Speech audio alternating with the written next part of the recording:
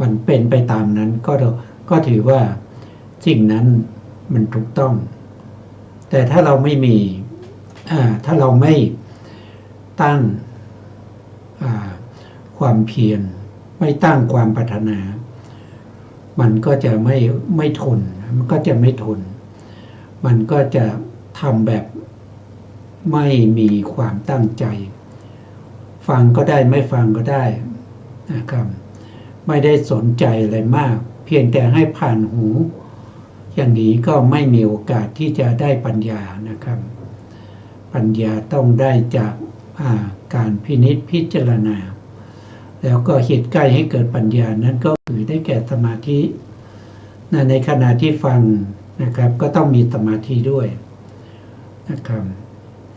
เป็นเหตุเป็นปัจจัยให้เกิดปัญญาสมาธิมาจากไหนสมาธิก็มาจากความสุขมาจากความสุขความไม่เดือดร้อนใจการที่เราไม่เดือดร้อนใจมาจากไหนก็มาจากการที่เรามีสิ่งที่บริสุทธิ์มันก็จะเป็นลำดับขั้นไปนะครับเป็นขั้นเป็นตอนไปนะครับสิ่งเหล่านี้อาศัยซึ่งกันและกันนะครับถ้าเราไม่รู้ไม่เข้าใจเราก็ว่ามันยากไม่อยากสนใจไม่อยากจะฟังแล้วไม่รู้เรื่องนะครับถึงแม้ว่าจะไม่รู้เรื่องเนี่ยมันก็เป็นเหตุเป็นปัจจัยนะครับเป็นอุปนิสัยให้เราได้ฟังรู้เรื่องแล้วก็เข้าใจได้ในครั้งหลังๆอย่างเช่นแม้สัตว์เดรัจฉานนะครับฟังก็ไม่รู้เรื่องนะครับแต่เพียงแต่รู้ว่าเสียงนี้เป็นเสียงพระธรรมนะครับแล้วก็ส่งใจมีศรัทธาไปในเสียงนั้นว่าเสียงนี้เป็นเสียงของพระสัมมาสัมพุทธเจ้านะครับด้วยความเลื่อมใสนั้นนะครับเมื่อตายแล้วนะเดรัจฉานนั้นก็ได้ไปเกิดเป็นเทพบุตรได้เป็นเทพบุตรนะครับหลังจากเป็นเทพบุตรแล้วด้วยเหตุด้วยปัจจัยที่ฟังธรรมในสมัยที่ตัวเองเป็นเดรัจฉานก็เป็นอุปนิสัยให้ท่านนั้นสามารถที่จะตรัสรู้ธรรมในภพชาติที่เป็นเทพบุตรนะครับเมื่อลงมาฟังธรรมที่พระพุทธองค์แสดงอีกรอบหนึ่งก็สามารถบรรลุเป็นพระโสดาบันได้นะครับเขามีอุปนิสัยที่เพียงพอสำหรับเราไม่ได้เป็นเดรัจฉานนะครับถ้าเราฟังแล้วไม่เข้าใจเราต้องฟังอีกนะครับเพราะว่าการฟังครั้งแรกไม่เข้าใจจะเป็นเหตุเป็นปัจจัยให้เกิดความเข้าใจในภายหลังในภายหลัง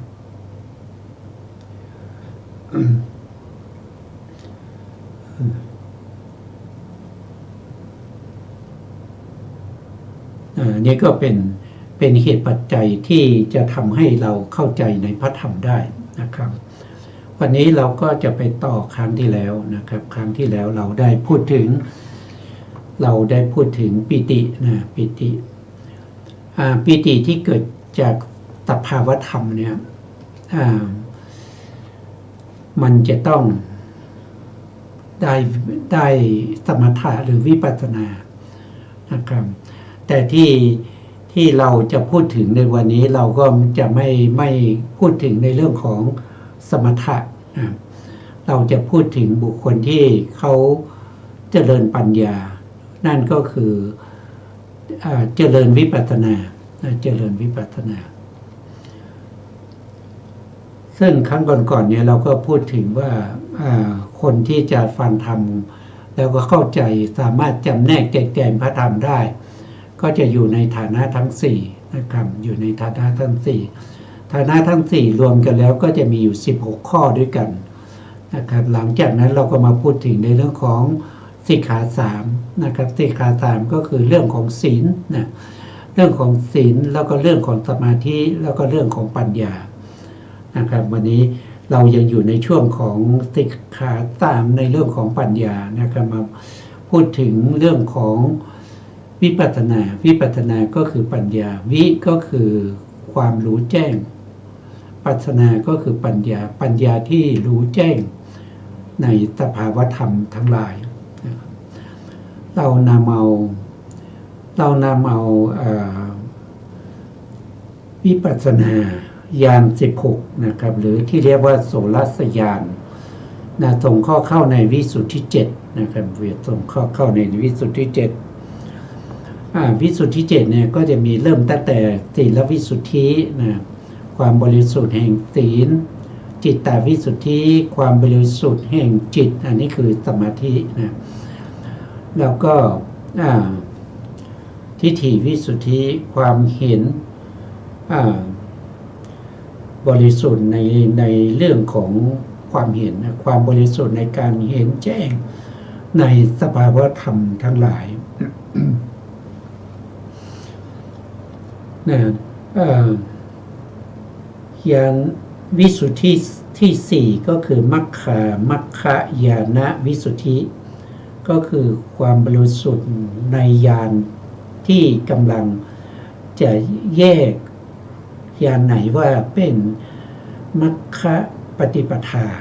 ว่าญาณไหนที่จะเดินไปสู่ความเป็นหนทางแห่งมรรคญาณไหนที่ไม่ใช่หนทางไปสู่ความเป็นมรรคในตรงนี้ก็จะมีวิปัสสนูปกิเลสนะครับหรืออุปากิเลสเกิดขึ้นได้นะครับเป็นถ้าว่าโดยญาณเนี่ยก็จะเป็นญาณที่3กับญาณที่4นะครับก็คือได้ญาณที่3ก็คือได้แก่สัมมาสัญญาณส่วนญาณที่4เนี่ยก็คือได้แก่อุทยพยญาณแต่อุทยพยญาณตอนนี้เนี่ยเป็นอุทยพยญาณที่มีกำลังอ่อนเขาเรียกว่าตานุนะนะครับอุทยพยญาณก็เป็นอุทยพยญาณเบื้องต้นนะ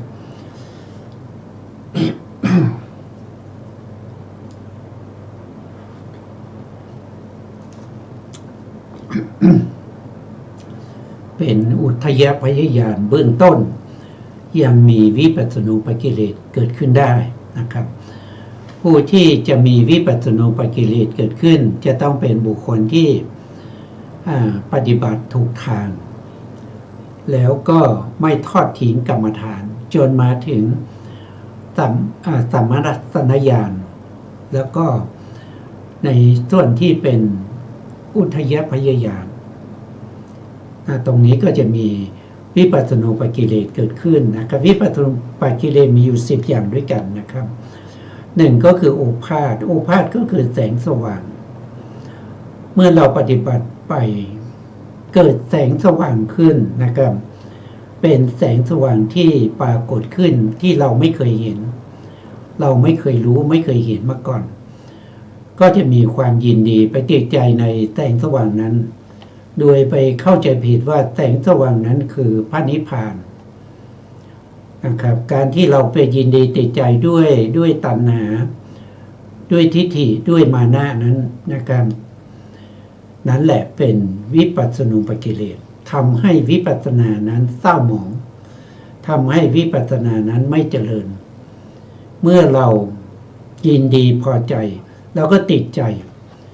นะครับเมื่อออกจากวิปัสสนานั้นก็ไปเที่ยวบอกคนนั้นคนนี้โอ้ผมได้แสงสว่างนะครับผมเห็นไปจนถึงเห็นปลาในมหาสมุทรผมเห็นภูเขา4 ในลูกผมสามารถที่จะเห็นไปจนถึงภูเขาขอบจักรวาลนะครับแต่ละท่านไม่เหมือนกันนะครับบางคนก็อาจจะมีแสงสว่างที่ไม่กว้างขวางบางคนก็จะกว้างขวางนะครับแสงสว่างที่สว่างมากจนไปถึงขอบจักรวาลได้อันนี้ก็ยินดีติดใจก็เป็นวิปัสสนูปกิเลสอันที่2ท่านบอกว่าญาณะเนี่ยญาณะก็คือปัญญานะครับปัญญาที่สามารถที่จะพิจารณาในเรื่องของธรรมะทั้งหลายสามารถที่จะพิจารณาธรรมไม่ว่าจะเป็นรูปเป็นนามก็ไม่ติดขัดนะไม่ติดขัดสามารถที่จะเห็น รูปนามเหล่านั้นได้ชัดเจนนะเมื่อเกิดขึ้นอย่างนี้เนี่ยผู้ปฏิบัติไม่รู้นะไม่รู้ก็ยินดีติดใจในปัญญานั้นว่าเราเป็นผู้มีปัญญาปัญญาของเราคมมากคิดเรื่องไหนก็ทะลุไม่ติดขัดเลยนะครับเข้าไปยินดีด้วยตัวตัณหาด้วยตัวทิฏฐิแล้วก็ด้วยมานะนะครับยินดีด้วยตัณหายังไงก็ว่าปัญญาของเราคมชัดปัญญาของเราแจ่มแจ้งรู้ชัดในธรรมถ้าเป็นมานะก็ปัญญาของฉันนะครับปัญญาของฉันสามารถที่จะรู้แจ้งในเรื่องของรูปนามได้แต่ปัญญาของพวกเธอไม่สามารถที่จะพิจารณาธรรมที่ยากๆได้เข้าไปติดด้วยตัวมานะเข้าไปติดด้วยตัวทิฏฐิยังไงก็เห็นว่าปัญญานั้นเป็นตัวเป็นตนของเรานะครับปัญญาเป็นตัวเป็นตนของเราอย่างนี้เป็นต้นเราก็ติดอยู่ที่ญาณปัญญานั้นไม่ก้าวหน้าในวิปัสสนานะครับอย่างนี้ก็เป็นอุปกิเลสนะครับหรือวิปัสสนูปกิเลสอันที่สามก็คือปิติปิติคือความอิ่มใจในเรื่องของปิตินี่ก็มีอยู่ถึง5อย่าง5ระดับนะครับอันที่หนึ่งก็คือขุทักกาปิตินะครับก็คือปิติที่เกิดขึ้นเล็กน้อยๆนะบางทีก็ขนลุกชูชันน้ำตาไหลอย่างเนี้ยนะครับถ้าเราไม่ติดนะเราเพียงแต่รู้ว่ามันเป็นปิติมันเป็นสภาวะธรรมที่มันต้องเกิดขึ้นนะครับมันเกิดขึ้นแล้วมันก็หายไปมันไม่ใช่เราไม่ใช่ของเรามันไม่ใช่อัตตาตัวตนของเราก็สามารถที่จะผ่านไปได้แต่ถ้าเข้าไปยึดว่ามันความอิ่มใจอย่างนี้เราไม่เคยพบมาก่อนนะครับนั่งอยู่ก็น้ำตาไหลขนลุกชูชันอย่างนี้เป็นต้นถ้าติดอยู่อย่างนั้นก็ไปไหนไม่ได้นะครับแล้วปิติข้อที่สองนั้นก็คือเขาเรียกว่าเป็นคณิกาปิตินะครับเป็นปิติชั่วขณะเกิดขึ้นมาเป็นชั่วครั้งชั่วคราวนะครับทำให้เกิดรู้สึกอิ่มเป็นครั้งๆนะเป็นครั้งๆเหมือนกับฟ้าผ่าฟ้าแลบนะฟ้าแลบเป็นครั้งๆนะทำให้สิวซ่านไปทุกรูขุมขนรูขุมขนนะครับก็จะติดใจนะจะติดใจนะผู้ที่ไม่เคยพบก็จะติดใจนะแต่ถ้าผู้ที่เขารู้เขาก็รู้ว่านี่มันก็ย่อมเกิดขึ้นเพราะเราปฏิบัติมาถูกทางแล้วนะเป็นธรรมดามันต้องมีอยู่แล้วนะถ้าคนที่ไม่มีปริยัติไม่ได้ศึกษาก็หลงไหลนะครับหลงไหลอยู่ในส่วนนี้หรือว่าถ้าไม่มีปริยัติไม่ได้ศึกษาก็ไม่สามารถที่จะมาถึงวิปัสสนาญาณจนได้เห็นวิปัสสนูปกิเลสนะอาจจะยังไม่ได้แม้กระทั่งอุปจารสมาธินะครับที่จะมาใช้เป็นบาตรในการเจริญวิปัสสนานะผู้ที่ไม่มีความรู้ความเข้าใจไม่สามารถที่จะทำสิ่งเหล่านี้ได้นะครับต้องมีความรู้ความเข้าใจนะครับปิติที่เป็นขุทักกาปิติแล้วก็คณิกาปิตินี่ท่านบอกว่าปิติสองอย่างเนี่ยบางทีเราฟังธรรมนะเราฟังธรรมหรือว่าเราอ่านพระไตรปิฎกหรือฟังที่เขาเล่าให้ฟังเนี่ยก็สามารถเกิดปิติสองตัวนี้ได้นะสามารถที่จะเกิดปิติสองตัวนี้ได้นะครับอาจจะทำให้เกิดความศรัทธาเกิดความอิ่มใจผ่องใสขึ้นมาน้ำตาไหลนะครับก็ได้นี่เป็นได้ทั้งที่กำลังฟังนะครับกำลังฟังกำลังเรียนกำลังตึกกำลังสาธยายนะครับในธรรมเหล่านั้นก็เป็นปิติเหล่านี้ได้นะปิติที่สามก็คือโอกันติกาปิติเป็นปิติที่เป็นคล้ายๆกับคลื่นที่มันซัดเข้าฝั่งนะครับเป็นรอบๆเกิดขึ้นเป็นพักๆนะครับ ทำให้รู้สึกว่าสู้ซ่านะครับเหมือนกับขึ้นที่กระทบฝั่งนี่ก็ต้องปฏิบัตินะอันนี้ต้องเข้าถึงวิปัสสนาญาณนะครับที่เป็นตะลุนะอุทยพยญาณก็จะเกิดขึ้นนะก็จะเกิดขึ้นแก่ทุกคนนะก็ไม่มีเว้นนะไม่มีเว้นเพราะปฏิบัติมาถูกทางถ้าพูดปฏิบัติไม่ถูกทางก็ไม่เกิดนะปิติข้อที่สี่ก็คืออุเพงคาปิตินะครับอุเพงคาปิติเป็นปิติประเภทที่สามารถทำให้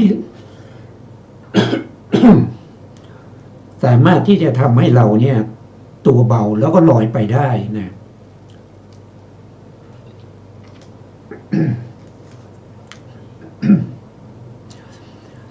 เป็นปิติที่มีกำลังนะครับมีกำลังทำให้เราลอยขึ้นได้นะบางทีเรานึกถึง พระเจดีย์นะครับที่อยู่ห่างจากเราหลายกิโลเนี่ยเราระลึกแล้วก็เกิดปิตินะเกิดปิติมันก็สามารถที่จะลอยไปได้นะไปถึงพระเจดีย์นั้นได้นะนี้เป็นปิติข้อที่สี่เรียกว่าอุเพงคาปิตินะอุเพงคาปิติส่วนปิติข้อที่ห้านะครับก็คือภาลนาปิติภาลนาปิตินะครับหรือปิติซาบซ่านนะครับให้ปิติตัวนี้เป็นปิติที่มุ่งหมายนะครับในเรื่องของสมถะแล้วก็วิปัสสนานะครับก็จะเกิดปิติอย่างนี้คือมันจะเกิดอิ่มตัวไปทั่วทางร่างกายนะครับทั่วทางร่างกายส่วนมากแล้วปิติตัวนี้ก็จะมากับอัปปนาสมาธินะครับมาพร้อมกับปฐมฌานอย่างเงี้ยมาพร้อมกับปฐมฌานทุติยฌานนะปิตินี้มีได้สองฌานนะครับเพราะปฐมฌานเนี่ยเขาจะมีองค์ฌานห้านะครับองค์ฌานห้าก็คือหนึ่งก็คือได้แก่วิตกนะครับปฐมฌานมีวิตกนะครับมีวิจารนะครับแล้วก็มีปิติแล้วก็มีสุขแล้วก็มีเอกคตาปิติจะมีอยู่ในปฐมฌานนี้ด้วยนะพอจะขึ้นฌานสองเนี่ยก็ต้องละวิตกกับวิจารนะครับละวิตกกับวิจารเพราะฉะนั้นทุติยฌานก็จะมีองค์ฌานที่เป็นปิตินะองค์ฌานที่เป็นปิติแล้วก็มีสุขแล้วก็มีเอกคตานะครับปิติตัวนี้แหละนะที่ประกอบอยู่ในองค์ฌานนี้แหละเรียกว่าเป็นภาลนาปิตินะครับปิติที่ซาบซ่านนะครับไปทั่วร่างกายนะครับในทุติยฌานเนี่ยนะผู้ที่เข้าถึงก็ถ้าแปลเป็นภาษาไทยก็บรรลุทุติยฌานภิกษุบรรลุทุติยฌานนะครับมีความผ่องใสแห่งใจอันวิตกและวิจารสงบไปไม่มีวิตกไม่มีวิจารมีปิติและสุขนะมีปิติและสุขเกิดแต่สมาธิเธอทำกายนี้ให้ชุ่มชื่นนะให้ชุ่มชื่นซาบซ่านด้วยปิติและสุขนะที่เกิดจากสมาธินี้นี่ก็คือความหมายนะความหมายของทุติยฌานนะทุติยฌานผู้ที่ได้ก็จะมีลักษณะอย่างนี้นะครับมีลักษณะอย่างนี้นะแต่ตรงนี้เราไม่ได้อยู่ในฌานนะครับเราได้วิปัสสนาญาณที่เป็นอุทยพยญาณที่มีกำลังอ่อนอยู่นะครับเราไม่ได้อยู่ในฌานแล้วถ้าเราเกิดไปยินดีปิติตัวนี้ว่าปิติในลักษณะอย่างนี้เราไม่เคยพบเห็นมาก่อนโอ้เราปิ่มเหลือเกินนะครับเราบรรลุธรรมแล้วนะครับ ดูจากปิตินี้นะครับดูจากปิตินี้เป็นปิติที่เราไม่เคยได้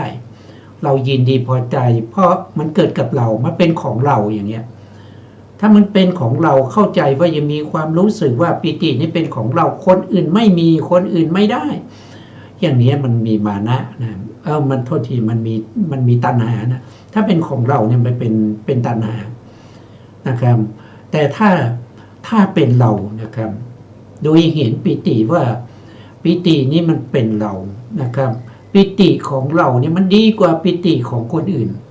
นะปิติของคนอื่นนะมันแค่เห็นแค่อะไรเห็นแค่คณิกาปิตินะครับได้แค่คณิกาปิติแต่เราได้ถึงพลนาปิตินะครับก็ยินดีอันนี้ก็มาด้วยมานะนะครับบางคนก็เห็นว่าปิตินี่มันเป็นอัตตาของเรานะครับมันเป็นอัตตาของเราปฏิบัติมาจนบรรลุแล้วเนี่ยเราได้ปิติเนี่ยแล้วเป็นอัตตาของเราละปิติเนี่ยมันเป็นของเราละเราได้แล้วเราสำเร็จแล้วอย่างเงี้ยอันนี้ก็มาด้วยทิฏฐินะครับมีตัณหามานะทิฏฐิเข้าไปอาศัยวิปัสสนานั้นจึงเศร้าหมองไม่สามารถที่จะเจริญก้าวหน้าต่อไปเพราะวิปัสสนานั้นเป็นวิปัสสนาที่ยังมีญาณอ่อนอยู่เรียกว่าตาลุนะอุทยพยญาณนะครับก็เลยหลงนะครับก็เลยหลงอันนี้ก็เป็นปิติข้อที่5นะครับ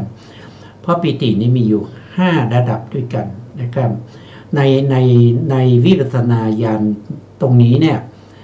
เขาเรียกว่าเป็นวิปัสสนาประเภทที่ยังไม่แน่ใจว่าทางนี้เป็นทางถูกหรือทางผิดนะเขาเรียกว่ามัคคญาณทัศนวิสุทธิอันนี้เป็นวิสุทธิที่5นะครับส่วนถ้าว่าโดยวิปัสสนาญาณก็ยังเป็นวิปัสสนาญาณที่3แล้วก็ที่4ครึ่งเดียวที่4ครึ่งเดียวนะครับท่านอธิบายต่อไปนะครับท่านอธิบายต่อไปว่านะครับนี้ก็รู้แล้วนะครับท่านว่าขุทกาปิติและคณิกาปิติเป็นปิติที่สามารถเกิดขึ้นได้ด้วยศรัทธานะด้วยศรัทธาก็คือในขณะที่เรากำลังฟังธรรมเกิดศรัทธาก็เกิดขึ้นได้ปิติแบบนี้นะครับเกิดขึ้นได้นะหรือว่าเราเอาพระธรรมคำสั่งสอนนั้นไปสาธยายหรือไปสาธยายไปตึกไปพิจารณาก็เกิดขึ้นได้นะครับแล้วก็ในการปฏิบัตินี้ก็เกิดขึ้นได้เหมือนกันนะครับโอกันติกาปิตินะครับนั้นอันนี้จะได้ในขณะที่เป็นอุปจารสมาธินะครับในขณะที่เกิดอุปจารสมาธิส่วนอุเพงคาปิติอันนี้เป็นปิติที่ส่วนใหญ่ก็จะเกิดกับบุคคลที่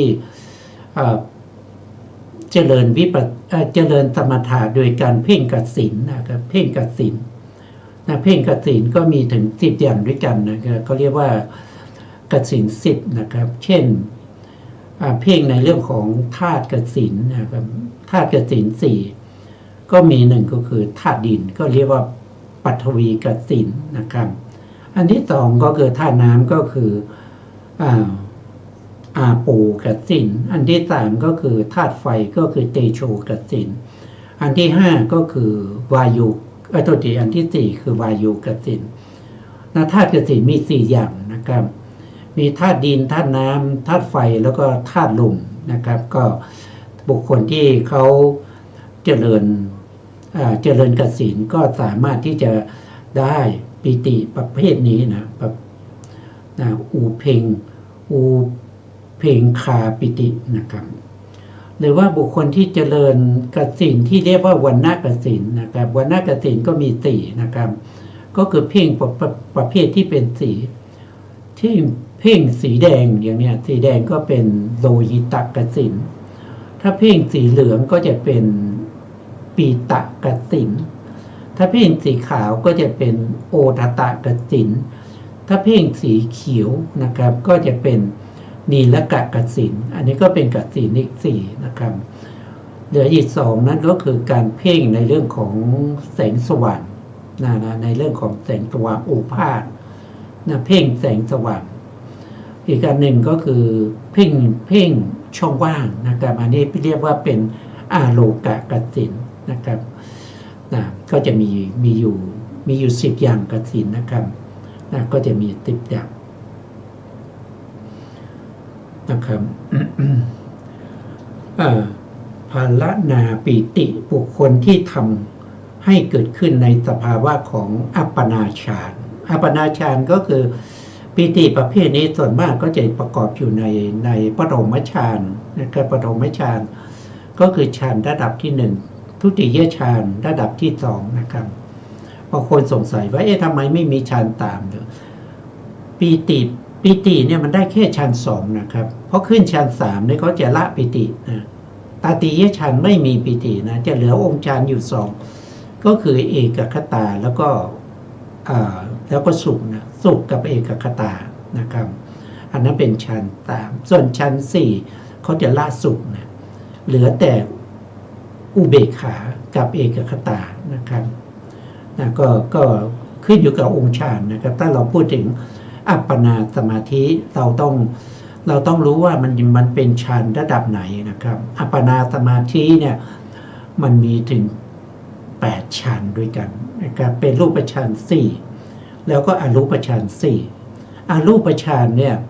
ถ้าส่งข้อแล้วก็คือได้แก่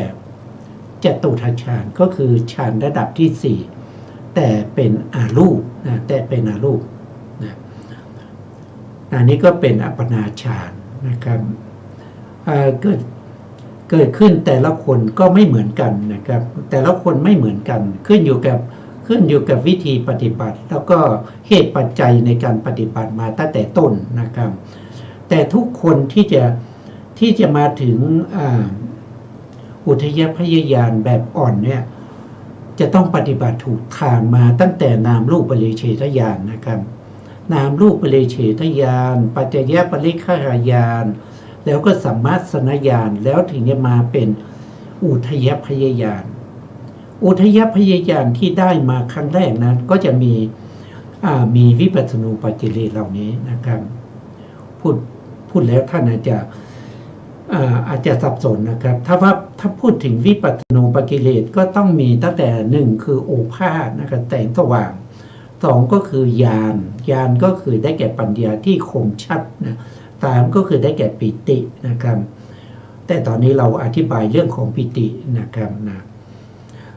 ต่อไปเราก็จะอธิบายในส่วนที่เป็นวิปัสสนูปกิเลสข้อที่4วิปัสสนูปกิเลสข้อที่4ได้แก่ปัสสัทธินะครับก็คือปัสสัทธิหมายถึงอะไรก็คือหมายถึงความสงบเย็นนะครับความสงบเย็นนี่มีอยู่2อย่างด้วยกันนั่นก็คือสงบเย็นด้วยกายนี่เราเรียกว่าเป็นเจตสิกขันธ์3ก็คือเจตสิกขันธ์3นั่นสงบเย็นก็คือได้แก่อะไรก็คือได้แก่สัญญาได้แก่เวทนาก่อนนะครับได้แก่เวทนาสัญญาแล้วก็สังขารนะครับเจตสิกที่ประกอบอยู่ใ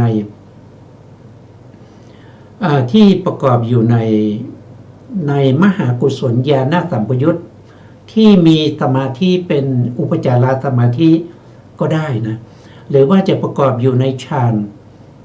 อยู่ในฌานในอัปปนาฌาน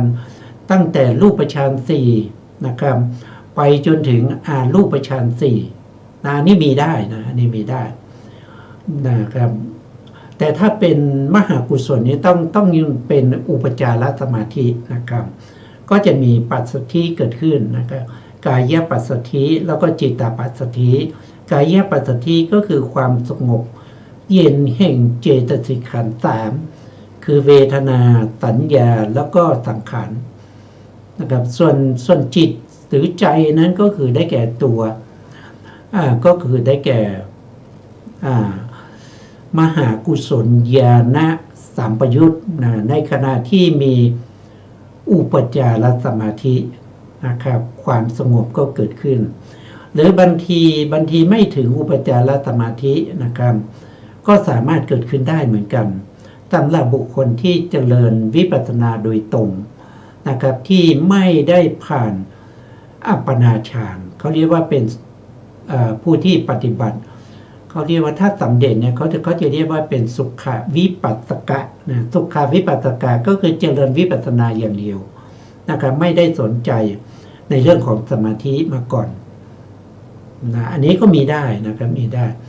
ด้ตอนไหนก็คือมีได้ตอนที่สมาธิรวมตัวกันนะครับคณิกะสมาธิที่รวมตัวกันมีกำลังเทียบเท่ากับอุปจารสมาธิตรงนั้นนะครับก็จะเกิดความสงบเย็นนะครับทั้งกายแล้วก็ทั้งจิตนะครับถ้าผู้ที่ไม่รู้นะครับพอมาถึงตรงนี้เนี่ยก็จะหลงอีกแล้วนะหลงอีกแล้วเข้าใจผิดนะพอเข้าใจผิดนะครับก็ยึดถือว่าปัจสัทธินั้นเป็นเราปัจสัทธินั้นเป็นของเราปัจสัทธินั้นเป็นอัตตาตัวตนของเราอย่างนี้มันก็เป็นวิปัสสนูปกิเลสไปนะวิปัสสนาจะไม่ก้าวหน้าแล้วนะครับติดใจชอบใจอยู่ในความสงบทั้งกายแล้วก็ทั้งจิตนั้นนำไปติดอยู่ที่ปัจสัทธิเพราะปัจสัทธิมีกำลังตรงนั้นใช่ไหมครับเพราะเป็นวิปัสสนูปกิเลสเขามีกำลังนะเขามีกำลังเกิดขึ้นเนี่ยทำให้ผู้ปฏิบัตินี้หลงเข้าใจผิดวิปัสสนูปกิเลสข้อที่5ก็คือได้ตัวสุขตัวสุขคืออะไรตัวสุขเนี่ยจริงๆแล้วก็คือตัวเวทนานั่นแหละนะครับแต่เวทนาที่เกิดขึ้นทางใจที่เกิดขึ้นทางใจที่เป็นสุขประเภทที่ไม่มีปิตินะปกติแล้วก็ปกติทั่วไปเนี่ยสุขเนี่ยจะเกิดร่วมกับปิตินะครับแต่ถ้าเป็นชั้นที่3เนี่ยเราก็จะเห็นได้ว่าสุขเนี่ยเขาจะเกิดขึ้นในชั้น3เพราะชั้น3มันละปิติเพราะฉะนั้นสุขที่ไม่ประกอบด้วยปิติจะมีความสุขมากนะครับความสุขมากกว่าสุขที่เกิดร่วมกับปิตินะครับเกิดร่วมกับปิติเกิดร่วมตรงไหนล่ะก็เกิดร่วมตั้งแต่ปฐมฌานไงเพราะปฐมฌานมีฌาน5มีวิตกมีวิจารมีปิติแล้วก็มีสุขแล้วก็มีเอกคตาใช่ไหมครับมันมีสุขอยู่ด้วยมันมีสุขอยู่ด้วยแต่สุขนั้นก็ยังไม่มีกำลังที่จะปรากฏขึ้นมาให้เราเห็นว่ามันเป็นสุขที่มีความสุขอย่างที่เราไม่เคยพบมาก่อนนั่นคือมันไม่มีปิติก็ต้องเป็นฌานที่3นู่นออกจากฌาน3มาใช่ไหมครับออกจากฌาน3มาสมาธิเราเป็นอุปจารสมาธิเราก็มาเจริญวิปัสสนาโดยอาศัยอุปจารสมาธินั้นมาเจริญวิปัสสนานะครับเพราะฉะนั้นความสุขที่เกิดขึ้นตรงนั้นแหละนะครับจะเป็นวิปัสสนูปกิเลสพอได้อำนาจปัจจัยมาจากสุขในฌานที่3นะครับที่ไม่มีปิติทำให้เกิดความสุขใจอย่างไม่เคยพบนะครับก็เลยยึดว่าความสุขนี้เป็นมรรคผลนิพพานก็เลยเป็นวิปัสสนูปกิเลสเราบรรลุแล้วเราบรรลุแล้วนะครับก็เลยติดอยู่ตรงนี้แหละไม่ต้องไปไหนนะครับจริงๆแล้วได้แค่วิปัสสนาญาณที่4แบบเบื้องต้นอ่อนๆอยู่เลยนะยังไม่สามารถที่จะข้ามพ้นจากวิปัสสนูปกิเลสไปได้ต่อไปวิปัสสนูปกิเลสข้อที่6ก็คือได้แก่อาทิโมกข์อาทิโมกข์คือการตัดสินลงไปนะครับตัดสินลงไปนะครับว่าตัดสินลงไปสิ่งไหนที่เราตัดสินแล้วนะเราไม่สงสัยใช่ไหมครับถ้าเรายังไม่ตัดสินนะเราก็จะสงสัยจะไปทางไหนดีอันนี้ถูกหรือเปล่าหรือว่าทางโน้นนะครับอันนี้คือ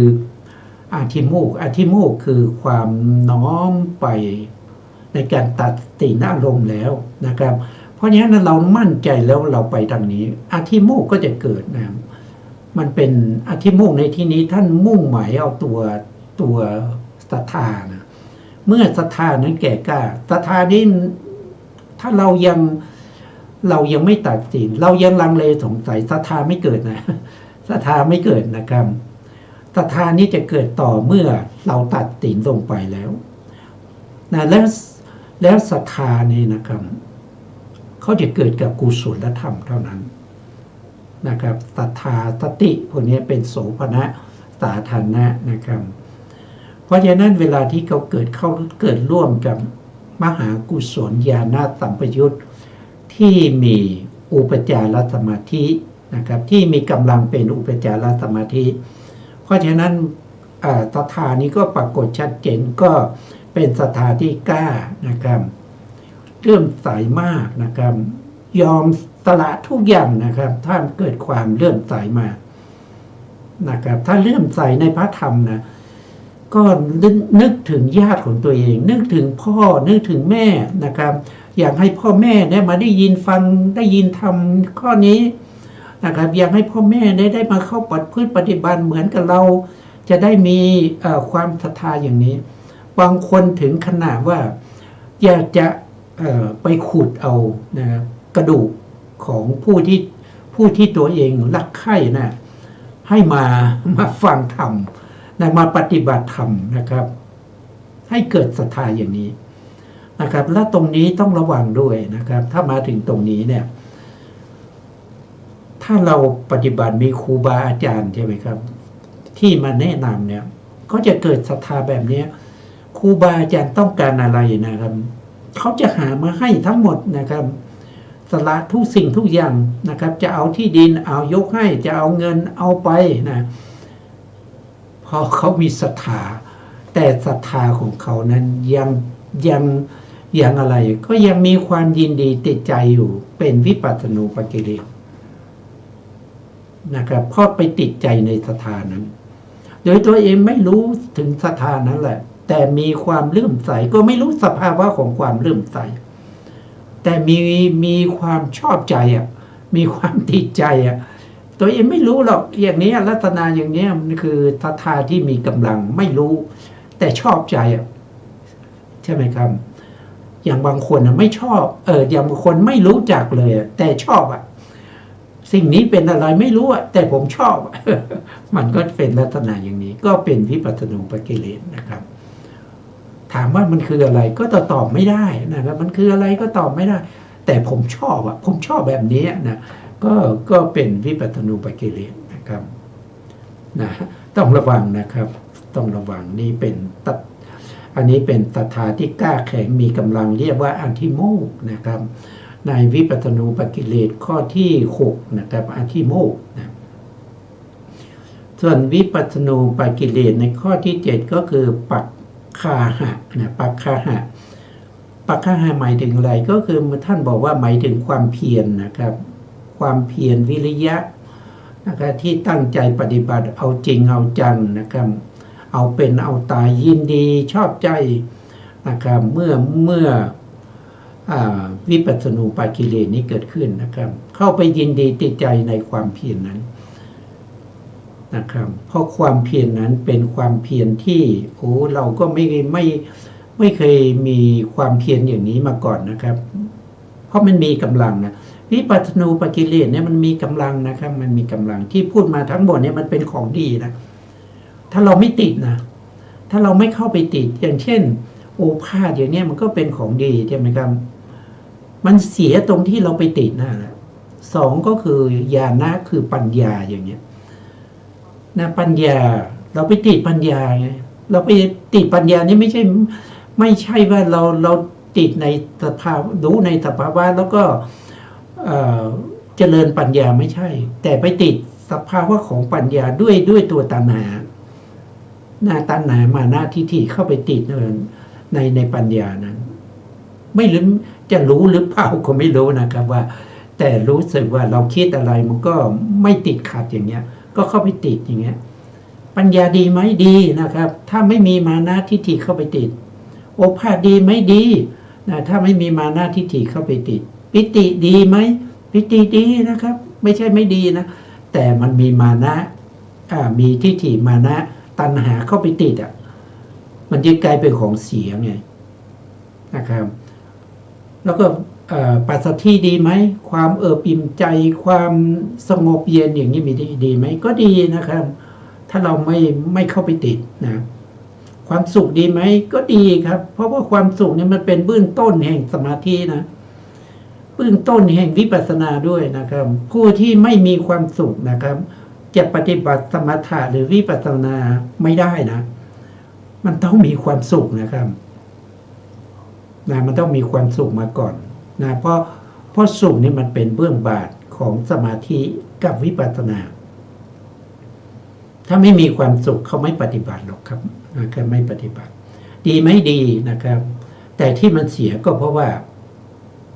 มีนิกันตินะนิกันตินี่เป็นวิปัสสนาปากิเลสข้อที่10นะเข้าไปติดทุกอย่างนะเข้าไปติดตั้งแต่ข้อที่1นะโอภาสไปติดทั้งข้อที่2ปัญญานะครับปีตินะครับปัตตทิสุนะครับอธิโมกข์นะครับปัคขหะนะเขาไปติดหมดเลยนะมันเป็นธรรมชาติมันเป็นอย่างนั้นนะครับแต่ธรรมชาตินี้เป็นธรรมชาติที่เราไม่พึงปรารถนานะครับมันเป็นอะไรมันเป็นเหมือนกับเหยื่อล่อนะมันเป็นเหมือนกับสิ่งที่มันดักเราไว้สิ่งที่ทำให้เราเนี่ยต้องหลงติดอยู่ตรงนี้นะครับเพราะฉะนั้นเมื่อเราศึกษาเราก็ต้องรู้แล้วก็ทำความเข้าใจนะครับทำความเข้าใจแล้วก็ไปรู้เห็นสภาวะธรรมในขณะที่เรากำลังเจริญสมาธิหรือวิปัสสนาอยู่เราก็สามารถที่จะเอาตัวรอดได้นะครับถ้าเราไม่รู้เอาตัวรอดไม่ได้หรอกนะบางคนเป็นคนที่มีปัญญากล้านะครับไม่ฟังใครนะไม่ฟังใครบอกอะไรก็ไม่ค่อยฟังนะครับต้องระวังนะต้องระวัง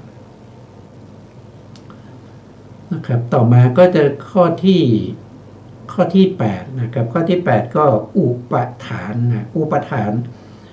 ก็คือได้แก่สตินะครับได้แก่สติที่กล้าแข็งนะครับสติที่คมชัดนะสติที่สามารถจะระลึกถึงทำอะไรก็ได้นะที่เราเคยทำแล้วเราเคยพูดแล้วถึงแม้มันจะนานแค่ไหนเราก็ลึกได้สตินั้นมันคมชัดนะครับเราไม่เคยเป็นอย่างนี้นะครับมันพอได้นะครับมันก็จะไปติดนะไปติดว่าสติของเราสติเป็นเราสติเป็นอัตตาของเราเนี่ยเข้าไปติดด้วยนิกันตินะครับก็ทำให้วิปัสสนานั้นเศร้าหมองนะครับข้อที่9ก็คืออุเบกขานะครับก็คือหมายถึงว่าความมีจิตเป็นกลางอุเบกขาคือความมีจิตเป็นกลางไม่สับสายนะครับตั้งอยู่ใน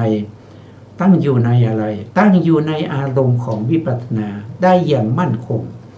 นะครับวิปัสสนาก็มีนามรูปเป็นอารมณ์นะข้ามมาจนถึงข้ามวิปัสสนาญาณที่1ญาณที่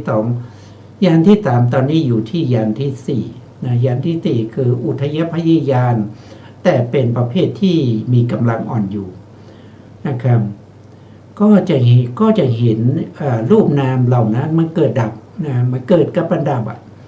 มันมีแต่เกิดขึ้นแล้วก็ดับไปเกิดขึ้นแล้วก็ดับไปนะครับอุเบกขาก็คือไปวางใจในธรรมเหล่านั้นนะครับวางใจในธรรมเหล่านั้นเมื่อวางใจธรรมเหล่านั้นเกิดสภาวะของอุเบกขาเห็นจิตเจตสิกทั้งหลายเป็นกรรม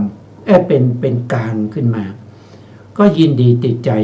ในสภาวะธรรมนั้นไม่ได้วางเฉยเหมือนตอนแรกนะครับ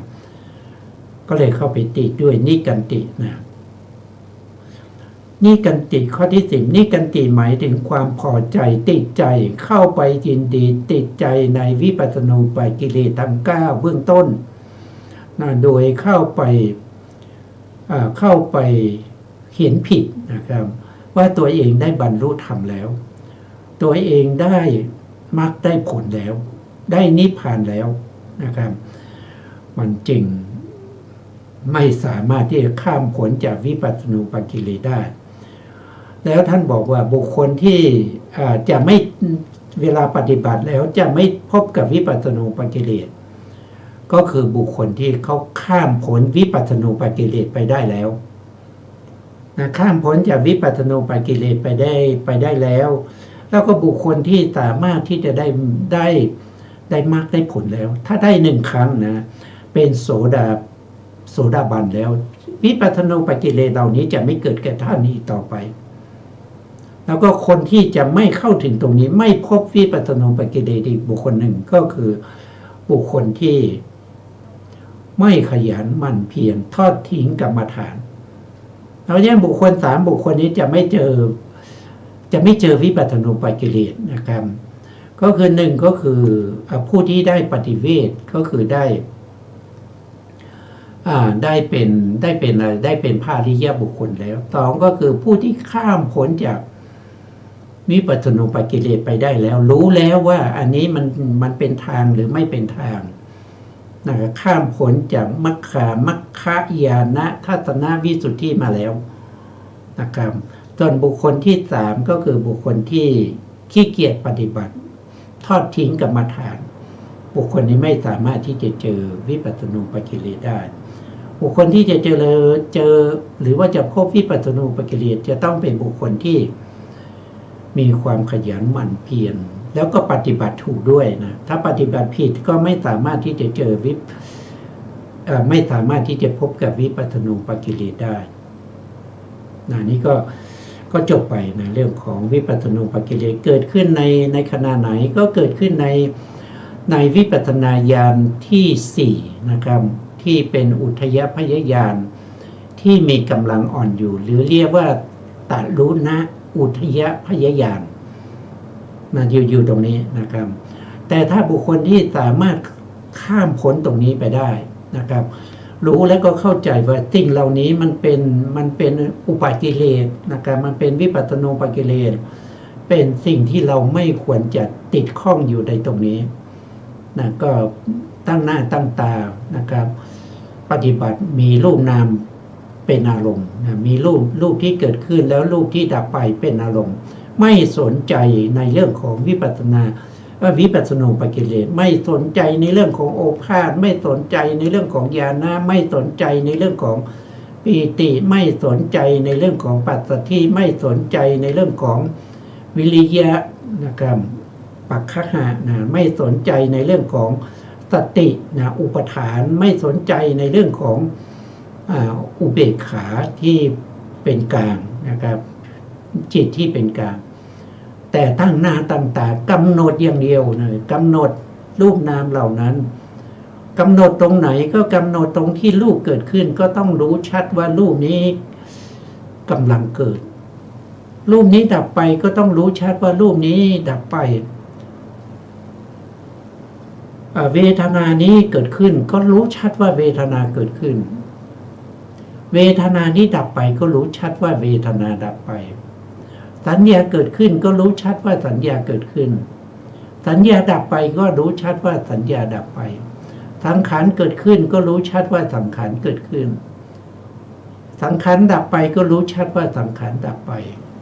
วิญญาณเกิดขึ้นก็รู้ชัดว่าเป็นวิญญาณเกิดขึ้นวิญญาณดับไปก็รู้ชัดว่าวิญญาณดับไปใส่ใจอยู่ในนามรูปเหล่านั้นตามสภาวะที่เขากำลังปรากฏให้เราเห็นอยู่นะครับต้องมีความจงใจตั้งใจในการปฏิบัติ